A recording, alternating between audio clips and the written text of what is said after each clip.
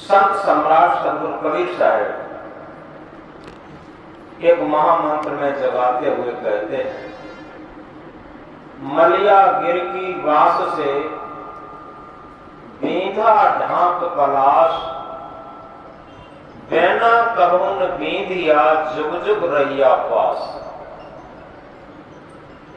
हम थोड़ा गहराई से समझें। मलिया गिर पहाड़ होता है, उस पर जो भी वृक्ष उगाता है वो चंदन बन जाता है। मलियागिर की सुगंधी से ये सत्संग का महत्व होता है। मलियागिर पर्वत में स्वयं में सुगंधी है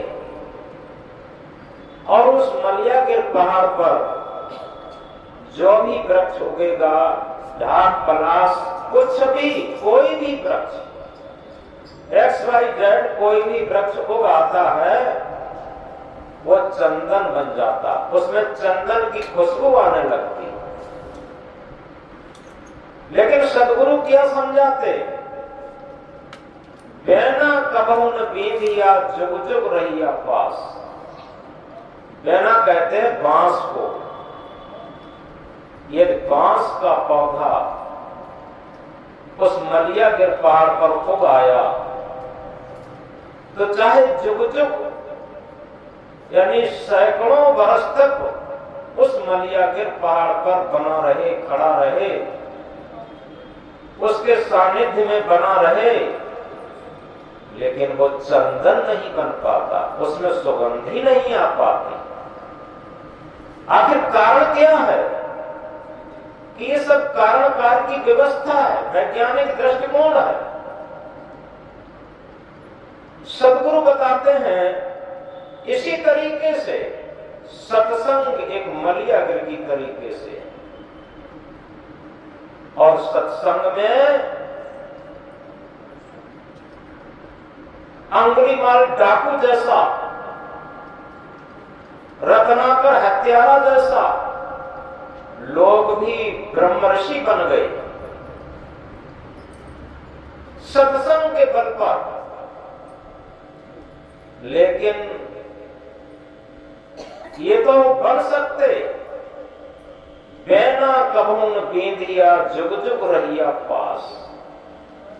जिस तरीके से मलियागिर पहाड़ पर बांस सैकड़ों वर्ष तक उस पर खड़ा रहे, उसमें चंदन की सुगंधी नहीं आ सकती, इसी तरीके से बांस की तरीके से जिस व्यक्ति के अंदर गांठ गांठ पर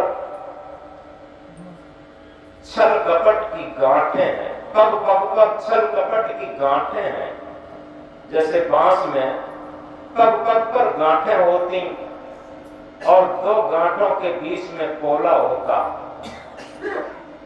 इसी तरीके से छल कपट की जिसके अंदर गांठें हैं और अहंकार का पोलापन है। थोड़ा गहराई से समझें।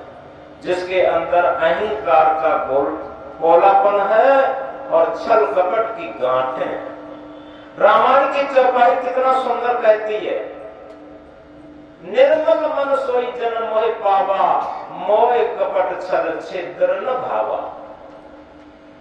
जिसका मन निर्मल है वही आत्म स्वरूप, परमात्म स्वरूप, सत्य स्वरूप, भक्ति स्वरूप, कल्याण स्वरूप, मुक्ति स्वरूप, शांत स्वरूप ये सब प्राप्त कर सकता।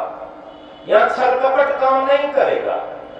और इसी तरीके से इस महामंत्र में बताया, जिसके अंदर छल कपट भरा है, छल कपट की गांठें हैं और अहंकार का पोलापन है, वो सैकड़ों वर्ष तक, जुग जुग तक मलियागिर रूपी सत्संग में या सत्संग रूपी मलियागिर में बना रहे, लेकिन उस पर परिवर्तन नहीं होता, उसकी आदतों में सुधार नहीं होता, उसके मन में सुधार नहीं होता। इस बात को गहराई से समझें। ये बहुत महत्वपूर्ण बात है।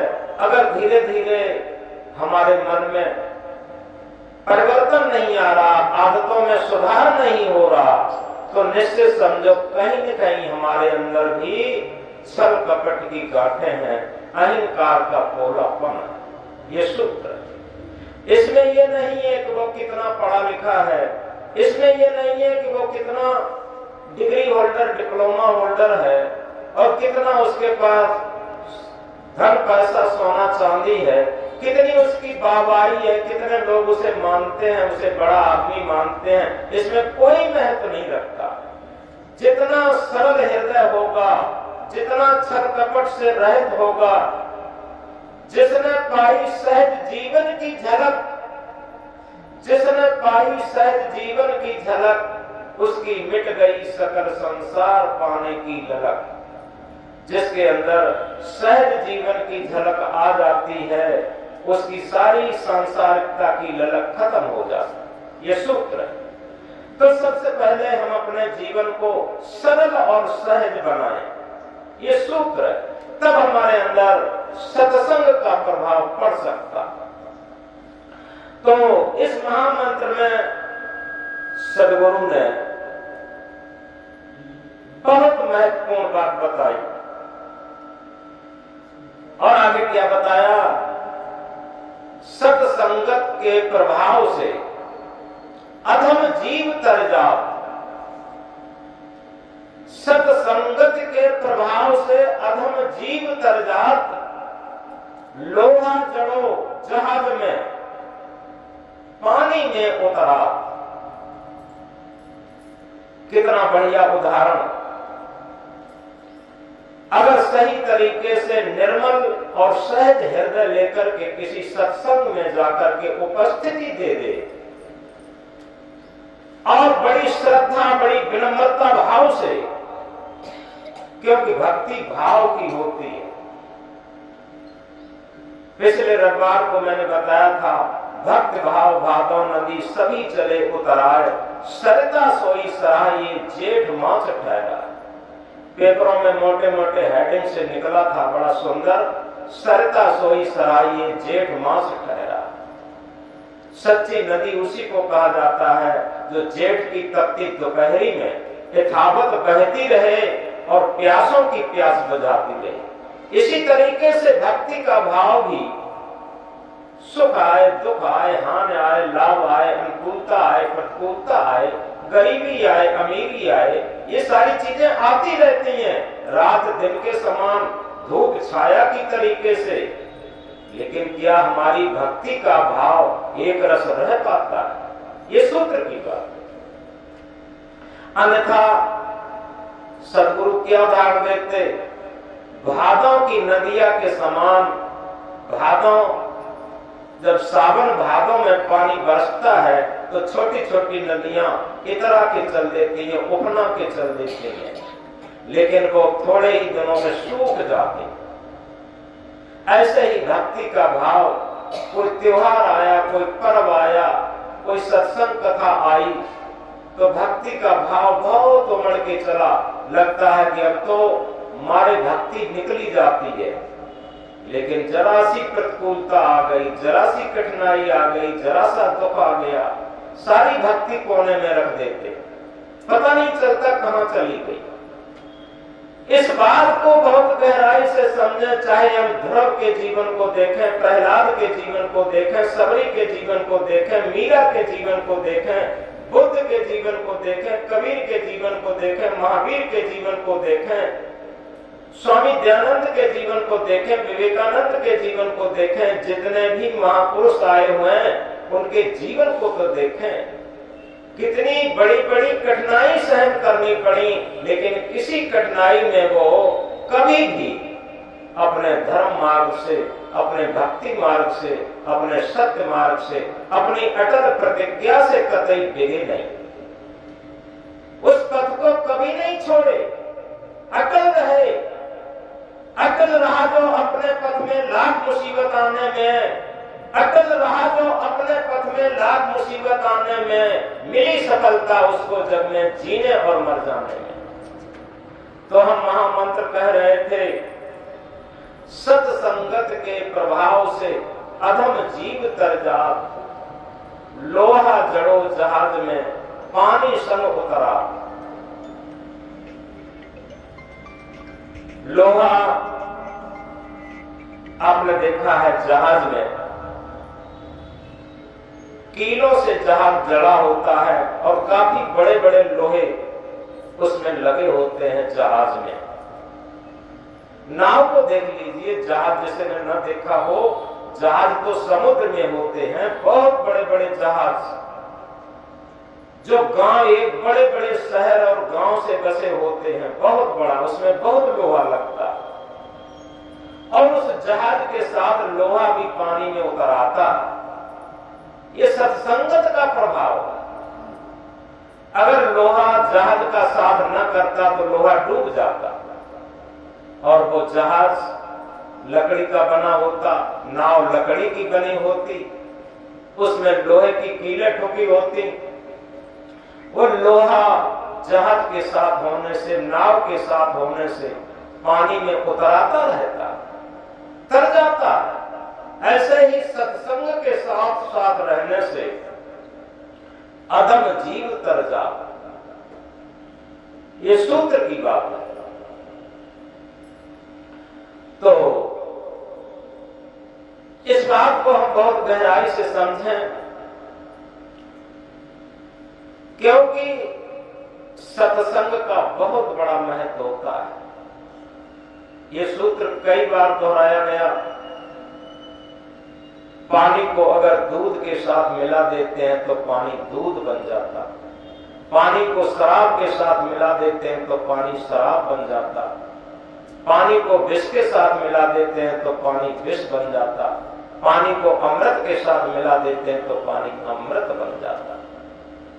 इसी तरीके से अपने मन को हम असत से जोड़ देते हैं, अधर्म से जोड़ देते हैं, बंधन बनना शुरू हो जाता, और अपने मन को सत्य से जोड़ देते हैं, सत्संग से जोड़ देते हैं, अपने आत्म स्वरूप से जोड़ देते हैं तो मुक्ति बनना शुरू हो जाती। अब हम किससे जोड़ना जानते हैं, किससे हम जोड़कर रखे हैं, ये हमारे ऊपर आधारित है। तो इसमें सबसे बड़ा महत्व है, सदगुरु बताते हैं, चाखा चाहे प्रेम रस, राखा चाहे मान, एक ज्ञान दो खटक, देखा सुना न कान। अगर हम प्रेम रस को चखना चाहते हैं, भक्ति रस को चखना चाहते हैं, सत्संग के रस को चखना चाहते हैं, मुक्ति के रस को चखना चाहते हैं, शांति रस को चखना चाहते हैं, और इधर अहंकार भी रखना चाहते हैं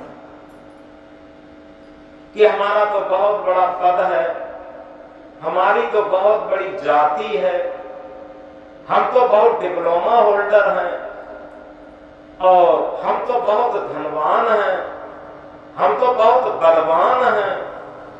लेकिन रावण को देखा, रावण चारों वेदों का रावण ने भाष्य किया था, टीका किया था, बहुत विद्वान था और शरीर से भी बहुत बलवान था, राज्य भी उसका बहुत बड़ा था, और इसके साथ उसके पास किसी भी बल की कमी नहीं थी, किसी भी ज्ञान की कमी नहीं थी, सारा ज्ञान था, सारा बल था, और जो सबसे बड़ी कमी थी वो ये थे कि अहंकार बहुत था। आज भी कोई भी अपने लड़के का नाम रावण नहीं रखता, कहीं भी किसी का नाम रावण नहीं होगा, इसीलिए नहीं रखते कि रावण को अहंकार बहुत था, दुर्योधन को अहंकार बहुत था, कंस को अहंकार बहुत था। ये जितने भी आतताई राजा इतिहास के अंदर आए, सबके अंदर बहुत अहंकार था, और जितने भी अहंकारी आए सबका पतन हुआ। तो इसलिए सदगुरु जगाते हैं, चाखा चाहे प्रेम रस, राखा चाहे मान, एक ज्ञान दो खटक, देखा सुना न कान। हम प्रेम रस को चखना चाहते हैं, भक्ति रस को चखना चाहते हैं, लेकिन अहंकार भी रखना चाहते हैं। ये दोनों चीजें साथ साथ नहीं रह सकती। देखो रामायण की चौपाई कितना सुंदर कहती है, जहां काम तहां राम नहीं, जहां राम नहीं काम, तुलसी दोनों होत नहीं, रवि रजनी इकट्ठा। जहां कामनाएं हैं, वासनाएं हैं, अहंकार है, वहां पर राम स्वरूप नहीं है और सत्य स्वरूप नहीं है, आत्म स्वरूप नहीं है। जहां सत्य स्वरूप, आत्म स्वरूप है, धर्म स्वरूप है, भक्ति स्वरूप है, वहां अहंकार नहीं है। दोनों चीजें एक साथ नहीं रह सकती। और भी कहा है, द्वैके में एक संग होए भुबालू, हसब ठठायब फुलायब गालू। दो चीजें एक साथ नहीं हो सकती, ठट्ठा मारकर हंसना और गालों का फुलाना। ये रामायण की चौपाई है। ये दोनों एक साथ नहीं हो सकते। तो इसीलिए कहा, दुविधा में दोनों गए, माया मिली न राम। पाने दो दिन से मारे, हलवा भय न मारे। देहात में भी लोग जानते हैं कि हमारे अंदर दुविधा रहती है, दो विधा दो कानून। इसे हम थोड़ा गहराई से समझें। दुविधा शब्द बहुत महत्वपूर्ण है, बहुत मार्मिक है, बहुत महत्वपूर्ण है। दो विधा दो कानून। हमारे शरीर के अंदर एक सत्य आत्मा है, ड्राइविंग सत्ता, चेतन सत्ता, और एक मन है। मन का कानून अलग है और आत्मा का कानून अलग है। ये अपने अपने कानून से चलाते हैं जीवन को। और कभी मन के कानून में चलना, कभी आत्मा के कानून में चलना, कभी धर्म के कानून में चलना, कभी अधर्म के कानून में चलना, कभी पाप के कानून में चलना, कभी पुण्य के कानून में चलना। ये दुविधा। हम जीवन में दुविधा को दूर करके केवल एक विधा, एक कानून अपने जीवन में चलाना शुरू कर दें। सत्संग शुरू हो गया, भक्ति शुरू हो गई, मुक्ति शुरू हो गई, शांति शुरू हो गई, कल्याण शुरू हो गया। एक विधा क्या है? सदगुरु कबीर साहब जैसे इंकलाब करके अपने महामंत्र में कहते हैं, मन के मते न चालिए, मन के मते अनेक, जो मन पर असवार है सो साधु कोई एक। मन के मते न चालिए, मन के अनेक मते हैं, क्षण क्षण में ये मत बदलता है। केवल एक ही सूत्र है, यूनिवर्सल है, सार्वभौमिक है। क्या है? जो मन पर असवार है सो साधु कोई एक। अगर आत्मा के तल पर मन काम करना शुरू कर दे, आत्मा के विधान पर, आत्मा के कानून पर, आत्मा की आवाज पर अगर मन जिसका काम करना शुरू कर दिया, जिसके मन पर आत्मा सवार हो गई, समझ लो उसका सारा काम बन गया। उसके चलते फिरते, खाते पीते, उठते बैठते भजन शुरू हो गया, भक्ति शुरू हो गई, सत्संग शुरू हो गया। जिसका मन आत्मा की बात मानना शुरू कर दिया, जिसकी आत्मा की आवाज बुलंद हो गई और बुलंद आवाज को मन मानना शुरू कर दिया, भक्ति शुरू हो गई। भक्ति मन से होती है, इस बात को और समझ लें।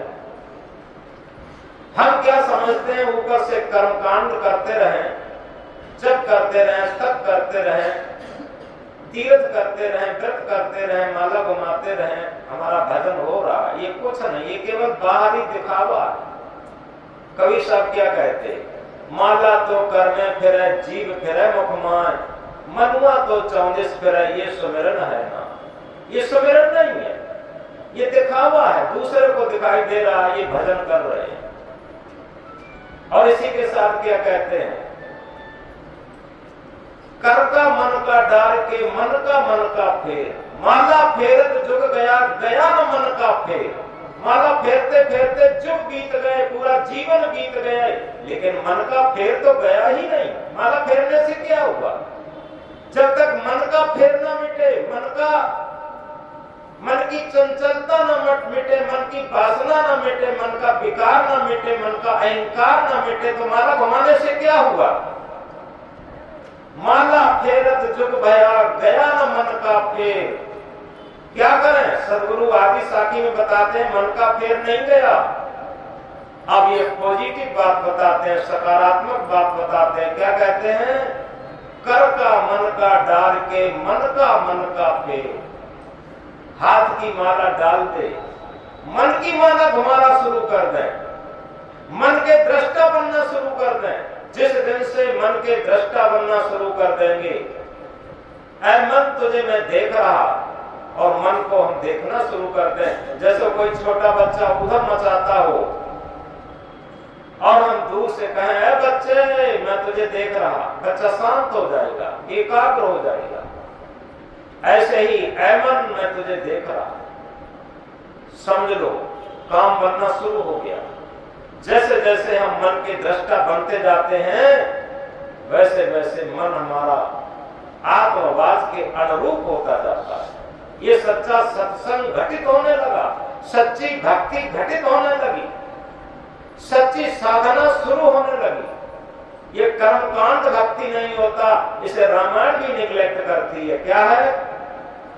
सत्य समान धर्म नहीं दूजा, सत्य समान धर्म नहीं दूजा, जब तक यज्ञ होम नहीं पूजा। ये रामायण कहती है। सत्य के समान दुनिया में कोई धर्म नहीं, चाहे जप करें, चाहे तप करें, चाहे यज्ञ करें, चाहे होम करें, चाहे पूजा करें, चाहे व्रत करें, कुछ भी करें, ये रामायण कहती है। तो इसलिए इन चीजों को हम समझें कि वास्तव में हम केवल दिखावा का धर्म करना चाहते हैं, दिखावा की भक्ति करना चाहते हैं, दिखावा का सत्संग करना चाहते हैं, दिखावा के धार्मिक रहना चाहते हैं कि ओरिजिनलिटी में रहना चाहते हैं। ये हमारे ऊपर बात है। ये द्वारी जिंदगी जीवन की सबसे बड़ी हार है। ऊपर से हम भक्त दिखना चाहते हैं, अंदर से अभक्त रहना चाहते हैं। ऊपर से हम संत दिखना चाहते हैं, अंदर से अंदर हम असंत रहना चाहते हैं। ऊपर से हम सुंदर दिखना चाहते हैं, अंदर से हम काले कलूटे रहना चाहते हैं। जो हम दिखना चाहते हैं भाई अंदर से हो जाएं, ये ओरिजिनल जीवन है, ये धर्म का जीवन है, ये भक्ति का जीवन है, ये सत्संग का जीवन है।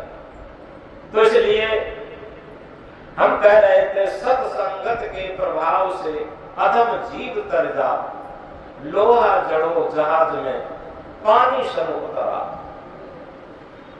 तो इस तरीके से हम केवल अपने मन का अहंकार गला दें। ये बहुत बड़ी बात कर ली उसने, जीवन में बहुत बड़ी बात कर ली उसने, जीवन में बहुत बड़ी बात कर ली जिसने अपने आप से मुलाकात कर ली। हम अपने आप से मुलाकात कहां करते, अपनी आत्मा से मुलाकात कहां करते, हम संसार से मुलाकात करते, राग द्वेष से मुलाकात करते, छल कपट से मुलाकात करते, झूठ से मुलाकात करते, बेईमानी से मुलाकात करते। किससे मुलाकात नहीं करते बताओ? दुनिया में सबसे मुलाकात करते हैं, एक मुलाकात नहीं करते, अपने आप से मुलाकात नहीं करते। तो दुनिया में उसने बड़ी बात कर ली, दुनिया में उसने बहुत बड़ी बात कर ली जिसने अपने आप से मुलाकात कर ली। जानो अपने आप को, खोजो अपने आप, अपने को जाने बिना मिटे नहीं संताप। तो हम जितना सरल, जितना सहज, जितना अहंकार रहे, निरहंकारी जीवन बना लें, उतना ही हमारे जीवन में सत्संग का प्रभाव आ जाएगा। ये सूत्र की बात। इसी बीच एक बात याद आ गई। एक सज्जन बहुत पढ़े लिखे थे, और सज्जन तो नहीं कहना चाहिए, एक व्यक्ति बहुत पढ़ा लिखा था, उसके पास बहुत पद भी बड़ा था, धन भी बड़ा था, सारी चीजें बड़ी थी, और उसी के अनुसार अहंकार भी बड़ा था। और जब घर में आता था तो पत्नी, बच्चे, उसके पिता माता ऐसे चिपक जाते थे, डर जाते थे बहुत ज्यादा, सभी परिवार। और जिस तरीके से जेल में कोई कैदी होता है और जेलर के वो जज के सामने सब चिपक जाते हैं, पता नहीं क्या जजमेंट आ जाए, जज के सामने सभी चिपक जाते हैं कैदी लोग, ऐसे ही घर के लोग सब कैदी के समान थे। एक दिन क्या होता है, उस व्यक्ति ने अपने पत्नी से कहा कि आज एक मित्र की यहाँ से निमंत्रण आया है, उसमें 1-2 दिन लग सकता है, बाहर जा रहे हैं।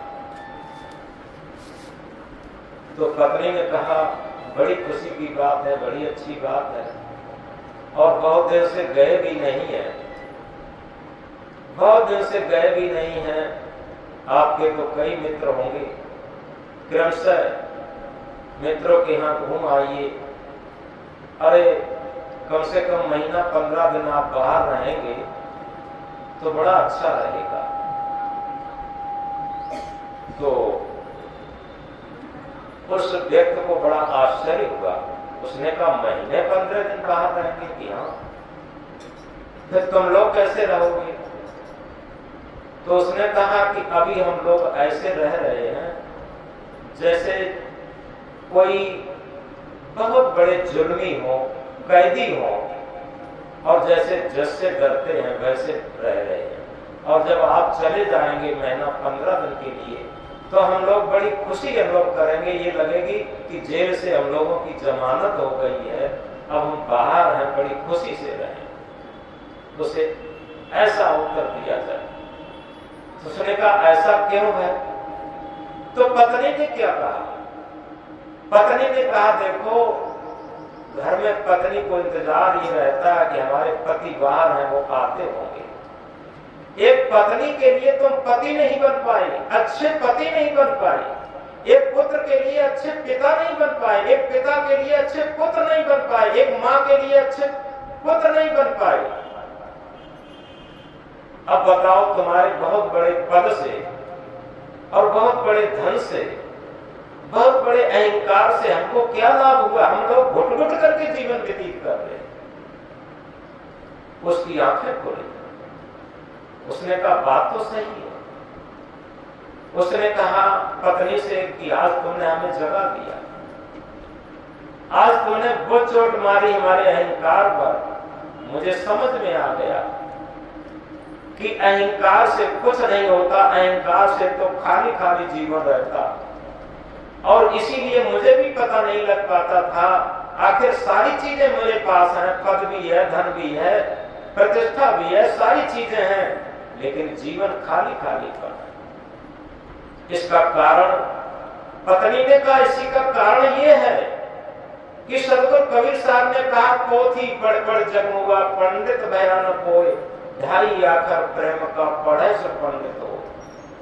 हम सारी पोथियां पढ़ जाएं, सारे संसार का ज्ञान कर लें और सारी पद प्रतिष्ठाएं प्राप्त कर लें, लेकिन जब तक हमारे अंदर प्रेम प्रस्फुटित नहीं हुआ, जब तक हमारी हृदय से प्रेम का अजस्र स्रोत नहीं निकला, तब तक हम सच्चे इंसान नहीं बन सकते। और जब तक इंसान नहीं बन सकते, तब तक निश्चित है हमारी सारी योग्यता अयोग्यता में ही बदल जाती है। हम समझते ही भले कुछ भी रहे। तो इसलिए सबसे बड़ी बात यह है, सदगुरु कबीर साहब इंकलाब करके कहते हैं, प्रेम न बाढ़ी उपजे प्रेम न हाट बिकाय, राजा प्रजा नार नर शीश दें ले जाए। एक ही सूत्र है और कुछ है ही नहीं, ये ओरिजिनल है और सार्वभौमिक है सबके लिए। क्या है प्रेम किसी खेत में पैदा नहीं होता, प्रेम किसी जौहरी के यहाँ किसी दुकान में किसी मार्केट में नहीं मिलता। प्रेम नहाट बिका है। राजा हो, प्रजा हो, नारी हो, नर हो, गरीब हो, अमीर हो, कोई भी हो, एक ही सूत्र है, वो क्या है? शीश दे ले जा। शीश का मतलब अहंकार। अहंकार को उतार के और जमीन पर पटक दे। जिस दिन वो अहंकार को उतार के जमीन पर पटक देगा और उसी दिन उसके अंदर प्रेम प्रस्फुटित होने लगेगा, प्रेम का अंकुर फूट जाएगा।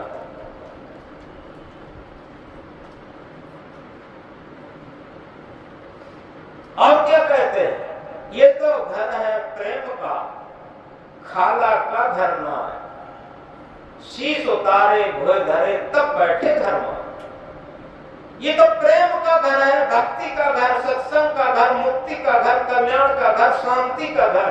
ये प्रेम का घर है, ये खाला का घर नहीं है, मौसी का घर नहीं है। क्योंकि माँ की बहन मौसी होती है और मौसी के यहाँ बच्चे को और ज्यादा लाड़ प्यार मिलता है, वहां और अहंकार बढ़ जाता। कबीर साहब कहते हैं ये मौसी का घर नहीं है, ये तो प्रेम का घर है। और यहाँ तो केवल एक ही सूत्र है, शीश उतारे भोय धरे। अहंकार को उतार करके जमीन पर पटक दे और तब बैठे घर में। तब घर, इस प्रेम के घर में बैठ सकते, सत्संग के घर में बैठ सकते, भक्ति के घर में बैठ सकते, मुक्ति के घर में बैठ सकते, और कहना चाहिए आत्म परमात्मा के दीदार के घर में बैठ सकते। ये सूत्र। तो इसलिए हम एक ही सूत्र माने और कुछ है ही नहीं। हम किस तरीके माला घुमा पाते हैं कि नहीं घुमा पाते, जब कर पाते हैं कि नहीं कर पाते, तब कर पाते हैं कि नहीं कर पाते, तीर्थ व्रत कर पाते कि नहीं कर पाते, कोई मतलब नहीं रखता। केवल हम अहंकार रहित जीवन व्यतीत करना शुरू कर दें। मन के ऊपर से सारा अहंकार उतार करके और पटक दें। जिस दिन, उस दिन सच्चे इंसान हम कहलाएं। ये सूत्र की बात। क्यों? क्या कहा? सूत्र क्या कहता है? करे गलती और न जाने उसे शैतान कहते हैं। छोटे छोटे बच्चे होते हैं, ये गलती करते हैं, वो जानते नहीं कि हम गलती कर रहे, तो करे गलती और न जाने उसे शैतान कहते हैं, और करे गलती और न माने उसे हैवान कहते हैं। अब सोचो हमारी कौन सी ये पैमाना है अपने को नापने का? क्योंकि दूसरा हमारी गलती न जानता हो, ये तो संभव है। ऐसा कोई भी व्यक्ति नहीं होगा जो अपनी गलती को न जानता। सबसे बड़ी चीज सूत्र क्या कहता है? करे गलती और न जाने उसे शैतान कहते हैं, और करे गलती और न माने उसे हैवान कहते हैं, और करे गलती और मान ले उसी को इंसान कहते हैं। इंसान की ये परिभाषा है, करे गलती और मान ले उसी को इंसान कहते हैं, और कभी गलती ना करे उसी को भगवान कहते हैं। ये सूत्र। अब हम किस सूत्र पर चलना चाहते हैं, ये हमारे ऊपर आधारित है।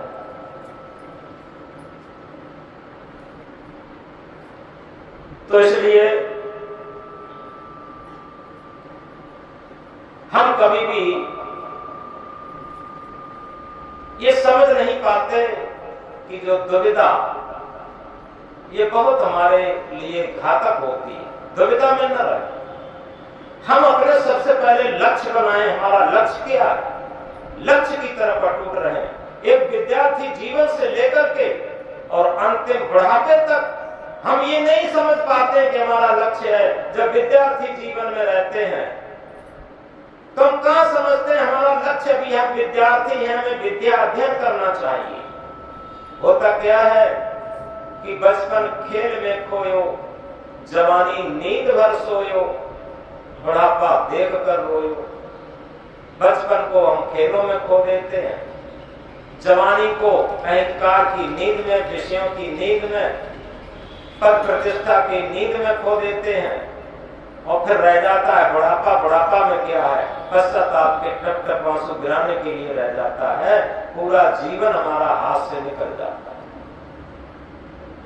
तो सबसे पहले हम ये समझें कि हमारा लक्ष्य क्या है। जब तक हम लक्ष्य नहीं समझ पाते और लक्ष्य की तरफ अटूटता से नहीं चलते, तब तक हमें सफलता नहीं मिलती। ये सूत्र है। तो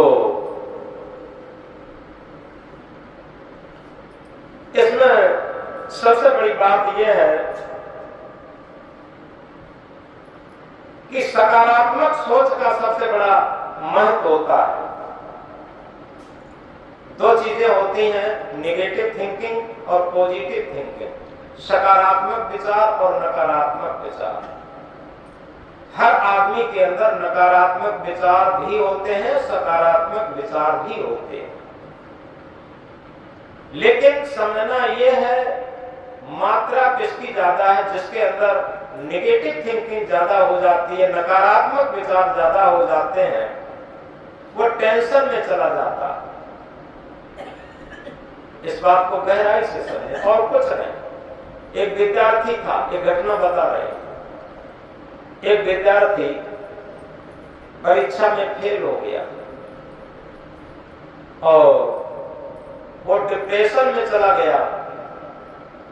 डिप्रेशन में जो आदमी होगा वो अकेले में उसे फिर समाज में उसे नहीं अच्छा लगता, वो अकेला पसंद करने लगता, क्योंकि अकेले में डिस्परेशन और बढ़ता है, टेंशन और बढ़ता, चिंता और बढ़ती है। तो जब डिप्रेशन में चला गया तो वो अकेले में बैठा था और सोच रहा था कि अब केवल एक ही उपाय बचा है कि आत्महत्या कर ले, जीवन का अंत कर ले। बस जीवन के अंत के लिए सोच रहा था। सामने एक दीवार थी, उस पर उसकी निगाह गड़ी हुई थी और चिंतन अंदर चल रहा था।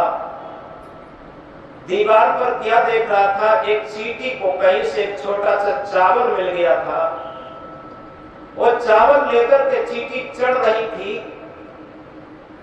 थोड़ी दूर चढ़ पाती थी और वो गिर जाती थी। वो निगाह से देखने लगा, उसका दिमाग वहां से हटा, चींटी को देखने लगा। चींटी को देखता है, बार बार चींटी चावल लेकर के ऊपर चढ़ जाती है, फिर गिरती है, फिर गिर जाती है, फिर चढ़ती है, फिर गिर जाती है, अपने लक्ष्य तक नहीं पहुंच पाती। एक बार क्या हुआ, 16-17 बार ऐसा किया, गिर गई, लेकिन उसने साहस नहीं छोड़ा, हिम्मत नहीं छोड़ी चींटी ने। एक बार ऐसा हुआ, वो चावल लेकर के चढ़ी और जहां से फिसलती थी वो मार्ग थोड़ा उसने छोड़ दिया, थोड़ा दूसरी तरफ से घूम करके गई और अपने बिल तक चावल लेकर के पहुंच गई, बिल के अंदर पहुंच गई। चींटी जब अंदर पहुंच गई, एकदम उस छात्र के अंदर आशा की किरण फूट गई। पॉजिटिव विचार, पॉजिटिव थिंकिंग, सकारात्मक विचार की किरणें फूट गई। उसने सोचा इतनी सी छोटी चींटी और ये 17 बार फेल होती रही, 18वीं बार अपने लक्ष्य को प्राप्त करी। और हम इंसान होते हुए एक बार में ही डिप्रेशन में चले गए, टेंशन में चले गए। ये तो हमारी सफलता के लिए बहुत बड़ी हमें एक बार महामंत्र मिला। थोड़ी देर में उसे भूख लगने लगी, जो भूख लगी नहीं रही थी, उसने भोजन किया, उसे उस रात नींद भी आई। प्रभात की बेला में जब घूमने गया, उसे बड़ा अच्छा लगा और घूमते हुए उसने अपना लक्ष्य बनाया कि अब की वर्ष हम बहुत अटूट मेहनत करेंगे। और यथार्थ में उसने इतनी अटूट मेहनत की, इतनी अटूट मेहनत की कि ऐसे समझिए पूरा उत्तर प्रदेश उसने टॉप कर लिया। बहुत अच्छी रैंक उसकी आ गई। अब समझो क्या हुआ इसमें कोई देवी देवता ने सहयोग नहीं किया, इसमें किसी ईश्वर परमात्मा ने सहयोग नहीं किया, इसमें उसके अंदर से ही जो सकारात्मक विचारों की ऊर्जा उठी, ये बहुत ऊंची चीज है। और उसी ने उसे सफलता की कुंजी दे दी, सफलता की चोटी पर उसे पहुंचा दिया। इसी तरीके से हम जीवन में छोटी छोटी कठिनाइयां आने पर डिस्प्रेशन हो जाते हैं और टेंशन में चले जाते हैं। ये हमारे अहंकार का सूचक होता है। जितना अहंकारी व्यक्ति होगा वही डिस्प्रेशन में जाएगा, वही टेंशन में जाएगा, उसी को ज्यादा, क्योंकि उसकी अहंकार को धक्का लगता रहता है। और जो निरंकारी व्यक्ति होगा वो तो ये सोचेगा कि ये सुख और दुख, ये हानि और लाभ, सफलता और असफलता, अनुकूलता और प्रतिकूलता, ये जीत और हार, ये जीवन के दो पहलू हैं। कहा है कभी सुख है कभी दुख है, इसी का नाम जीवन है। इस जीवन दरिया के सुख दुख तो किनारे हैं, सुख भी तो हमारे हैं, दुख भी तो हमारे हैं। अगर वास्तव में हम इस बात को गहराई से समझ लें, क्योंकि दुख के बिना सुख का कोई मूल्य नहीं, धूप के बिना छाया का कोई मूल्य नहीं, प्रतिकूलता के बिना अनुकूलता का कोई मूल्य नहीं, हानि के बिना लाभ का कोई मूल्य नहीं, बंधन के बिना मुक्ति का कोई मूल्य नहीं, अशांति के बिना शांति का कोई मूल्य नहीं। इन चीजों को आप समझ लें। जब इन चीजों को समझ लेंगे तो कभी भी हम दुख से घबराएंगे नहीं, प्रतिकूलता से घबराएंगे नहीं, कठिनाई से घबराएंगे नहीं, हम अपने लक्ष्य को प्राप्त कर लेंगे। तो इन बातों को हम समझते हुए और एक छोटी सी बात, सकारात्मक विचार और नकारात्मक विचार किस तरीके से होते हैं। एक आदमी एक सेठ के यहां नौकरी करता था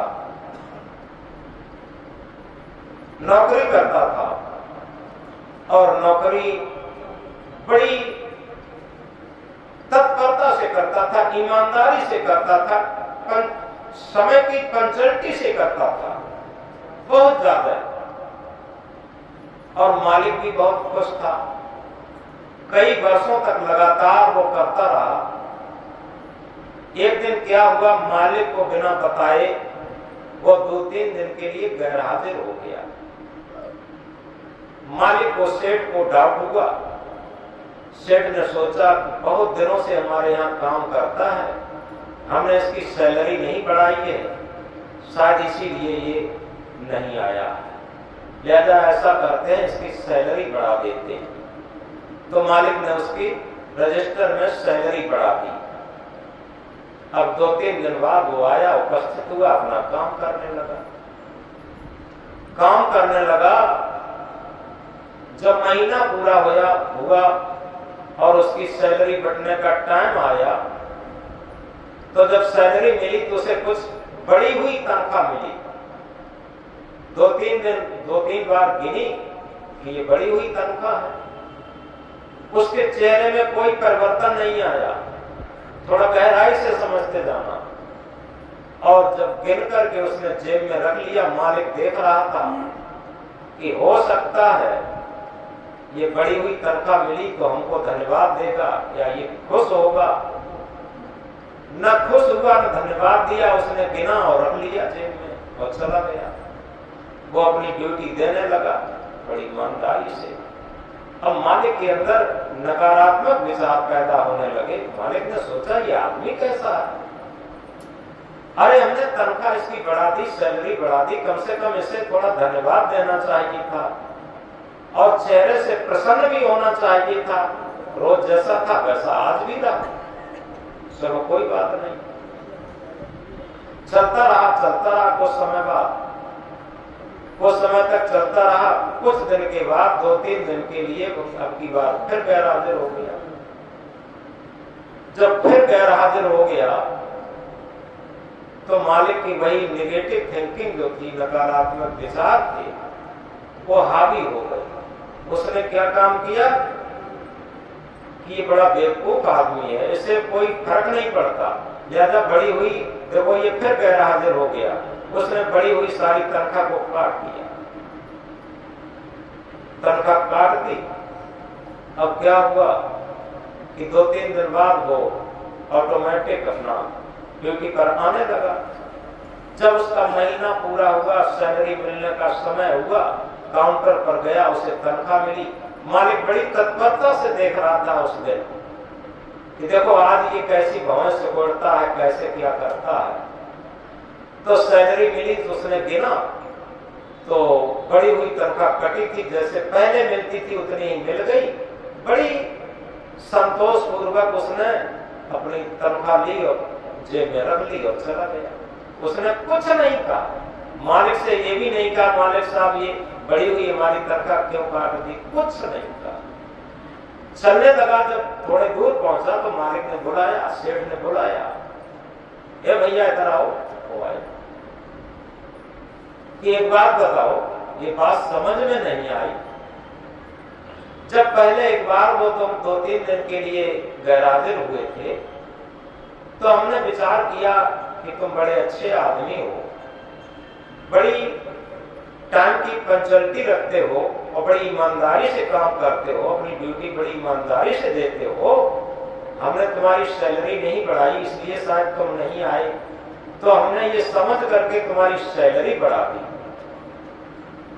और जब तुम्हें सैलरी बढ़ी हुई प्राप्त हुई तो तुम न तो खुशी हुए, न तुमने हमें धन्यवाद दिया। ये न कहा कि मालिक साहब आपने अच्छा किया, हमारी इस महंगाई में सैलरी बढ़ा दी, ये तो अच्छा काम किया। और जब महीने 2 महीने में एक बार फिर तुम गायब हो गए तो हमने गुस्सा में तुम्हारी बढ़ी हुई सैलरी काट दी। और जब कटी हुई सैलरी, कम सैलरी मिली, तब तुम्हें कोई टेंशन नहीं हुई या कोई चिंता नहीं हुई, चुपचाप तुमने रख ली और बड़े संतोष में तुम जाने लगे और तुमने हमसे फिर भी कुछ नहीं कहा। तो इसलिए रहस्य समझ में नहीं आया, ये रहस्य बताओ क्या है। तो उस व्यक्ति ने एक बात कही बहुत मोस्ट इंपॉर्टेंट, उसने कहा कि मालिक साहब इसमें रहस्य की कोई बात नहीं है। बात ये है, जब पहले हम 2-3 दिन गायब रहे थे तो हमारे घर में एक नया बच्चा आया था, नया मेहमान आया था, उसका जन्म हुआ था, एक बच्चे का जन्म हुआ था और इसके बाद सैलरी बढ़ गई थी।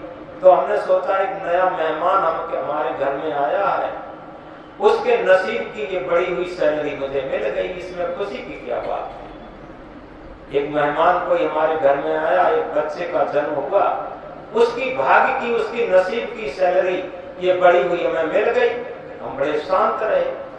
और अब की बार जब 2-3 दिन हम गायब हुए तब क्या हुआ कि हमारी माता जी खत्म हो गई थी, इसलिए हम आ नहीं पाए। तो हमने सोचा कि हमारे माता जी के जो नसीब की, भाग्य की सैलरी मिलती थी वो कट गई, अब कटी हुई सैलरी हमें मिल गई, इसमें सुखी दुखी होने की क्या बात थी। जब ये बात कही तो जो सेठ था, वो मालिक था, उसने उसे हाथों में भर के और छाती से लगा लिया। अरे भले आदमी, तुमने हमें जीवन जीना सिखा दिया। हम तो भले ही इतने बड़े सेठ हैं, मुझे जीवन जीना नहीं आया, लेकिन तुमने, भले ही तुम गरीब आदमी हो, तुमने जीवन जीना सिखा दिया, क्योंकि तुम सुख दुख, अनुकूलता प्रतिकूलता, इन सबसे पार एक शांत जीवन जी रहे हो, एक समता का जीवन जी रहे हो, एक सकारात्मक विचारों की ऊर्जा भरा जीवन जी रहे हो। तुम्हारा जीवन अमृत है, धर्म है, सत्संगमय है, भक्तिमय है। जब ये बात सुनी तो इस दृश्य ने उस सेठ के भी आंसू छलका दिए और उस व्यक्ति के भी आंसू छलकाए, काय के, खुशी के, आत्मा की प्रसन्नता के आंसू छलकाए। और किसके आंसू छलकाए? प्रेम के आंसू छलकाए। और सेठ ने कहा कि आज से तुमने हमें जीवन जीना सिखा दिया, जीवन जीने की कला सिखा दी। तो यथार्थ में हम इस बात को गहराई से समझें, क्योंकि हम जीवन तो जीते हैं और तमाम कलाओं में होशियार हैं, लेकिन जीवन जीने की कला जब मुझे आ जाएगी, और जीवन जीने की कला सत्संग सिखाता है, जीवन जीने की कला आध्यात्म विद्या सिखाती है, आध्यात्म विज्ञान सिखाता है, जीवन जीने की कला भक्ति सिखाती है, जीवन जीने की कला प्रेम सिखाता है। याद रखें, ये तो सब गा लेते हैं, मीरा को बड़ी कठिनाई आई भक्ति में, जहर तक दिया गया, लेकिन कभी ये विचार करके देखा इसके बदले में क्या ये सारी कठिनाइयां मीरा के चेहरा को कभी नहीं बिगाड़ पाई। मीरा मगन भई गलियां गलियां गुरु गुण गाने लगी। जितनी कठिनाइयां आई उतनी ही वो गुरु के गुण और अधिक गाने लगी। कठिनाई क्या करेगी बताइए। उसी तरीके से हर कठिनाई हमें, कबीर साहब ने क्या कहा एक महामंत्र में, सुख के माथे शिल पड़े, सुख के माथे शिल पड़े, नाम हृदय से जाए, बलिहारी बात दुख की पल पल नाम रटा। इस महामंत्र को हम अपने हृदय पटल पर अंकित करें। सुख के माथे शिल पड़े, नाम हृदय से जाए। जब आदमी हर तरीके से संपन्न होता है तब सारा आध्यात्म धर्म कर्म भूल जाता है, और जब कोई दुख पड़ता है, प्रतिकूलता आती है, कठिनाई आती है, तब कुछ सोचता है, कुछ सुमिरन कर लें, भजन कर लें, किसी को याद कर लें जिसे जानता। तो इसलिए एक बात अंतिम सबसे बड़ी याद रखें, कभी भी हम अपने अंदर नेगेटिव थिंकिंग, नकारात्मक विचारों को ज्यादा आश्रय न दें। इन बातों को हम समझें। एक छोटी सी बात से समझेंगे। दो राजाओं के बीच में युद्ध चल रहा था, और एक राजा के पास सेना अधिक थी। उसने दूसरे राजा के सेनापति को मार दिया। जो थोड़ा कमजोर पड़ता था उसके सेनापति को मार दिया। अब पहले ये नियम था, ये राजाओं की लड़ाइयां होती थी, तब शाम को युद्ध बंद हो जाता था। तो जब शाम को युद्ध बंद हुआ, अब जिस राजा का सेनापति मारा गया, वो राजा बहुत गहन चिंतन में पड़ गया, दुख में पड़ गया, टेंशन में पड़ गया, और विचारने लगा जब सेनापति चला गया तो अब हम क्या करें। अगले दिन या तो हमें युद्ध क्षेत्र छोड़ के भागना पड़ेगा, या मौत के मुख में सारी सेना को डालना पड़ेगा, इसके अलावा क्या। ऐसा विचार करते करते वो बेचैनी में जंगल में निकल जाता है। एक महात्मा की कुटिया मिली, वहां महात्मा अपना भजन करते थे। महात्मा की कुटिया मिली, राजा जाकर के महात्मा के चरण स्पर्श करता है, और जिसके जो अंदर भरी होती है वही बात कहता है। राजा ने क्या कहा महात्मा जी से, गुरुदेव हमारा एक काम है। महात्मा जी ने कहा बताइए क्या काम है। हमारे लायक कोई काम है, हम करने के लिए तैयार हैं। राजा ने कहा हमारा काम यह है कि कल के युद्ध में हमारा सेनापति मारा गया है, और अगले कल जो युद्ध होगा उसमें कोई सेनापति है नहीं, सेना का नेतृत्व करने वाला कोई है नहीं, युद्ध कैसे लड़ा जाए। और इधर हम पीठ दिखा के भाग जाएं ये भी संभव नहीं है, और बिना सेनापति को सारी सेना को मौत के मुंह में डालने ये भी संभव नहीं है। कहीं आप हमारे सेनापति तो नहीं बन जाएंगे सेना के। उसके दिमाग में जो चल रहा था वही संत के आगे कह दिया। और संत वे बड़ी अजीब थे। संत ने क्या कहा कि ठीक है, हम आपकी सेना के सेनापति बन जाएंगे। अब क्या हुआ, राजा खुशी खुशी में वापस अपने खेमे में लौटा जहां तंबू वगैरह लगे थे, और सब सेना अपना भोजन बना बना के खा रही थी, लेकिन चिंतित थी आखिर कल क्या होगा। राजा ने आकर के सबको बताया कि चिंता ना करो, हमें एक सेनापति मिल गए। अब सेना को तो चिंता थी ही कि पता नहीं कौन अनफ्रेंड सेनापति होगा, क्या करेगा। सुबह हुआ, महात्मा जी ने वादा कर दिया था सुबह ठीक हम अर्ली मॉर्निंग 6 बजे आपके जहाँ खेमा लगा हुआ है, सेना है, वहां आ जाएंगे। महात्मा राइट घड़ी से 6 बजे वहां उपस्थित हो गए और ये कहा कि लाओ इधर सेना को कहां है। अब जैसे ही महात्मा को देखा सेना ने, सेना सब घबरा गई। महात्मा और सेना पतित, ये तो सब उल्टा काम है, महात्मा युद्ध लड़ना क्या जाने। सबसे बड़ी बात, अब सेना घबराने लगी। अब क्या होगा, अब तो जबरदस्ती मौत के मुंह में जाना ही है, इसके अलावा कोई चारा नहीं बचा। महात्मा ने सब सेना को इकट्ठा किया, ये कहा खाना हो खा लो, जो कुछ भी खाना पीना हो खा पी लो, हम लोग युद्ध के लिए चल रहे हैं। अब क्या करें, राजा का आर्डर है, सेनापति के साथ जाना ही है। सेनापति के साथ पूरी सेना चल देती है। जंगल के रास्ते से सेना जा रही है, सारी सेना अंदर से घबराई हुई है। और वो महात्मा जी जो सेनापति बने थे, वो सेना के सारे मन को परख रहे थे, अंदर की चाल को सब परख रहे थे। संत ने कहा सभी सेना यहाँ पर रुक जाओ। मंदिर में, वो जंगल में एक छोटा सा मंदिर टाइप का था, धार्मिक स्थल कोई, जहां पर कोई आते होंगे, भजन भजन बैठ के करते होंगे। तो उन्होंने कहा रुक जाओ, हम यहाँ बैठ करके थोड़ा भजन ध्यान करके 5 मिनट अपने प्रभु से पूछ लें कि हम एक युद्ध के लिए जा रहे हैं और युद्ध में हमारी विजय होगी कि हार होगी। यदि विजय होगी तो हम लोग चलेंगे और यदि हार होगी तो हम लोग नहीं चलेंगे। अब सेना के अंदर कोई संतोष बना।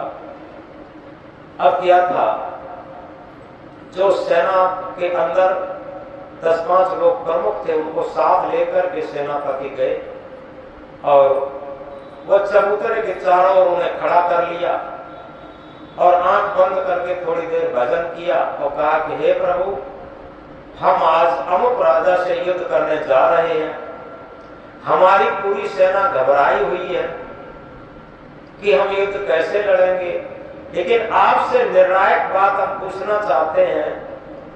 अगर आप मना कर देंगे कि युद्ध मत लड़ो, तुम हार जाओगे, तो हम लोग नहीं जाएंगे।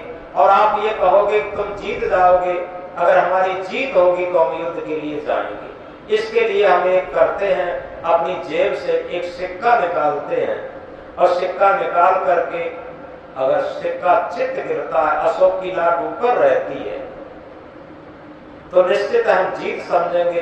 अशोक की लाट नीचे रहती है तो हम हार समझेंगे। तो जो महात्मा सेनापति बने थे, उन्होंने एक सिक्का निकाला अपनी जेब से और सिक्का को उछाला, सिक्का चित्त गिरा, यानी अशोक की लाट ऊपर थी। महात्मा जी एकदम गदगद हो गए, उड़ गए और ये कहा कि हमारी जीत हो गई, हमारे प्रभु ने बता दिया, हमारी जीत हो गई। और पूरी सेना बुला करके कहा कोई चिंता करने की कोई भी बात नहीं है, किसी प्रकार की 1% डाउट करने की जरूरत नहीं, 1% चिंता करने की बात नहीं है कि हम लोग 100% नहीं 1 से 1% जीतेंगे।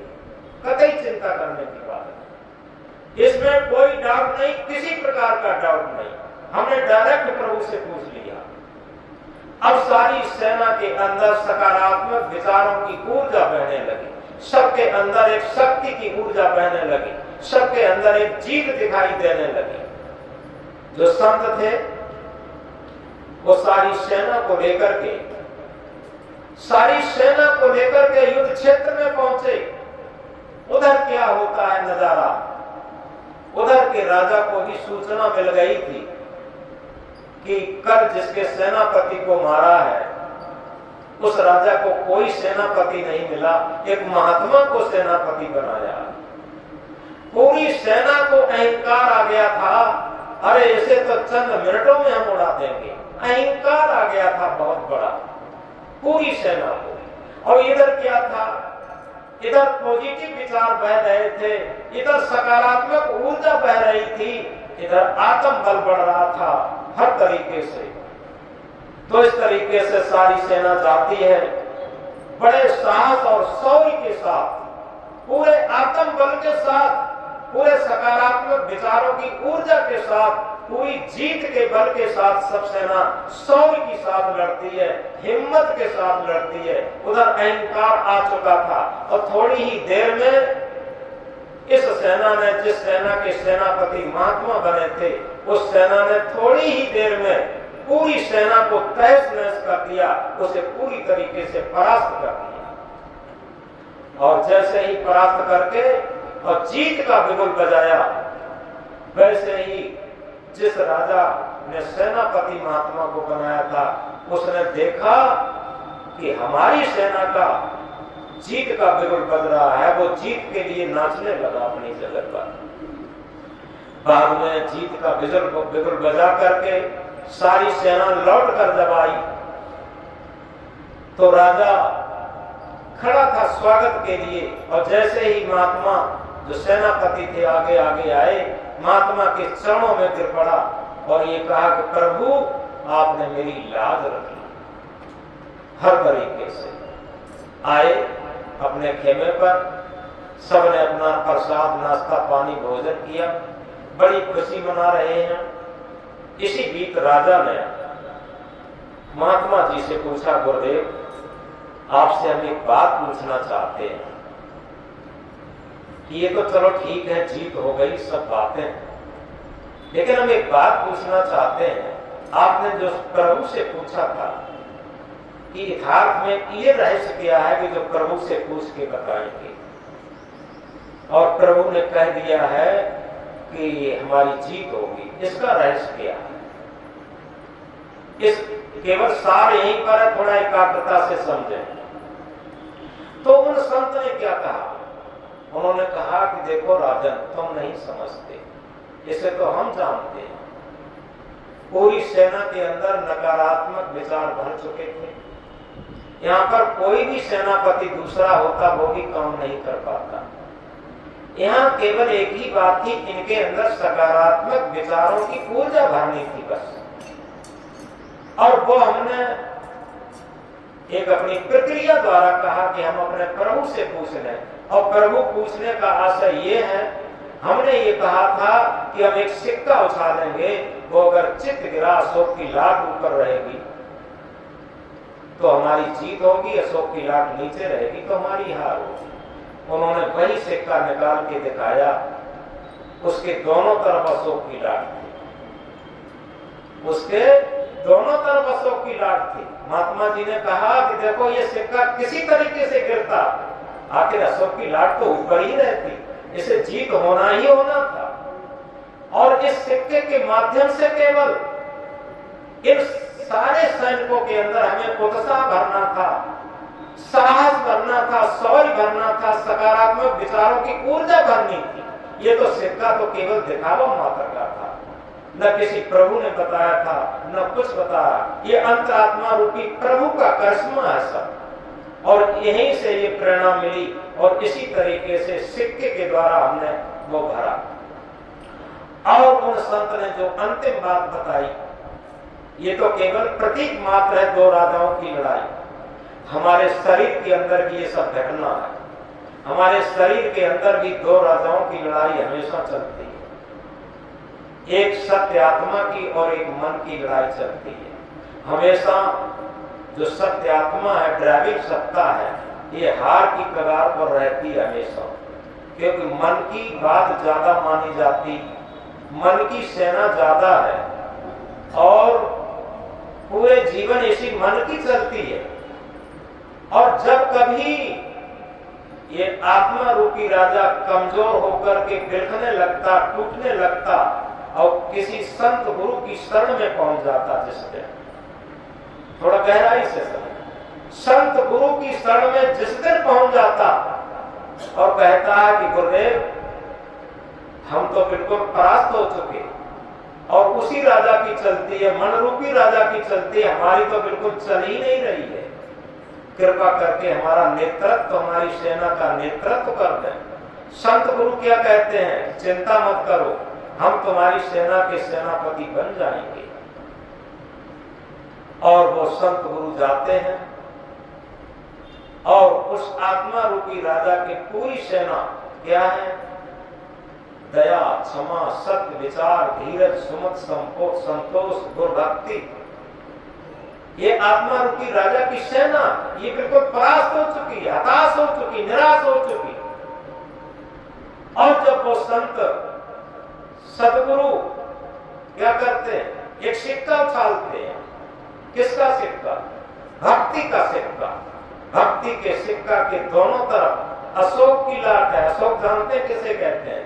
आ माने नहीं, शोक माने शोक। जिसके पास भक्ति का सिक्का है, थोड़ा याद रखें, उसके दोनों पहलुओं पर अशोक है। सुख में भी, दुख में भी, हानि में भी, लाभ में भी, अनुकूलता में भी, प्रतिकूलता में भी, दोनों पहलुओं पर अशोक की लाट है। कोई चिंता नहीं है। क्यों? संत सम्राट सदगुरु कबीर साहब क्या कहते हैं? अरब खरब द्रव्य हो, उदय अस्त्र राज्य, भक्त महातम ना तुले, ये सब कौन है काज?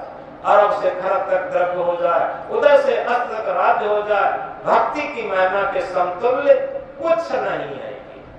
अब जब भक्ति धन के मुकाबले ये कुछ नहीं है, और जब भक्ति धन का सिक्का जिसके पास आ गया, उसके पास अशोक तो आ ही गया। अशोक तो रहेगा दोनों पहलुओं में, सुख में भी रहेगा, दुख में भी रहेगा, अनुकूलता में भी रहेगा, प्रतिकूलता में भी रहेगा, हानि में भी रहेगा, लाभ में भी रहेगा, दोनों पहलुओं में अशोक रहेगा। टेंशन रहे, चिंता रहे, ये अशोक की लाट रहेगी हमेशा, याद रखें। और उसी की जीत होती है हमेशा। फिर क्या होता है? ये मन के अंदर अहंकार रहता है और ये अहंकार केवल भक्ति से गलता है, याद रखें। जब भक्ति प्रबल हो जाती है और तभी ये अहंकार गल जाता है। जब तक भक्ति प्रबल नहीं होगी तब तक अहंकार गल नहीं सकता, ये मर नहीं सकता। तो इसलिए हम याद रखें, अरब खरब द्रव्य हो, उदय अस्त्र राज, भक्त महातम ना तुले, ये सब कौन है का? अरब से खरब तक द्रव्य हो जाए, उदय से अस्त्र तक राज्य हो जाए, भक्ति की महिमा के समतुल्य ये कुछ नहीं हो सकता। तो इसलिए आज के सत्संग में हम याद रखें कि हम